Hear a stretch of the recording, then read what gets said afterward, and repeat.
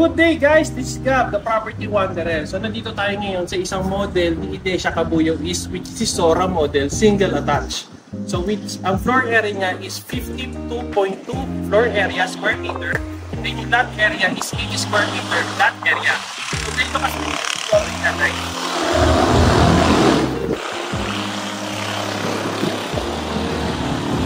Tapos yung style ng bahay dito is Japanese modern style.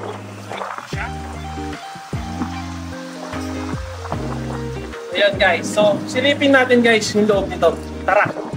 So good day guys, nandito tayo ngayon sa isang model ni Idesha Cabuyao East na si Sora model. So ganito ang interior niya na kapag na-use na siya, which is dress-up model po ito. So here's the living room. Yan, so spacious siya, spacious guys. So ito naman ang dining area natin. So ito yung CR niya sa baba guys. Yan. So as you can see, spacious tayo guys. Kasya-kasya po dito. Then ito po yung sa kitchen po natin. So di ba guys, sobrang spacious siya. So ang turnover kasi dito is bare type. So it's up to you kung ano po ang maging design niya upon turnover. So sariling interior, mapapaganda nyo talaga to guys. So ito naman, punta tayo sa second floor. So, ito yung second floor guys. So, 2 bedrooms ang kasya dito sa single attached, which is Sora model. So, silipin natin kung paano nagkasya. So, here's the master's bedroom. Ito siya. Dito siya. Kalaki space. So, kasya dito yung cabinet. May cabinet din dito. Yan.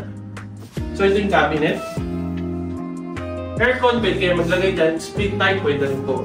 So, ito kinaganda sa master's bedroom. Meron tayong sariling attic. Diba? Yan.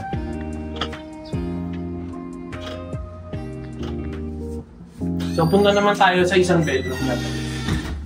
Dito ang pangalawang bedroom. So, ito siya.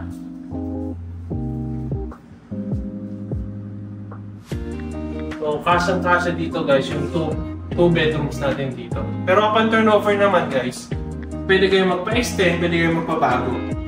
So, yun yung kinaganda dito sa Idesha Cabuyao East. So, that's it guys. Nakita nyo na yung dress-up model ni Sora namin dito sa Idesha Cabuyao East. So, sobrang ganda niya, sobrang spacious kapag inayusan. So, ayun yung kinaganda rin kapag bare type. Sariling design nyo ang masusunod.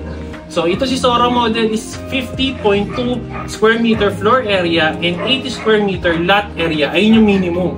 So, if you're interested, message nyo lang sa aking social media account na nakikita nyo sa screen. So, that's it guys. Marami pa po akong maraming itutour na house model tour sa real estate industry. So, see you guys sa aking next one.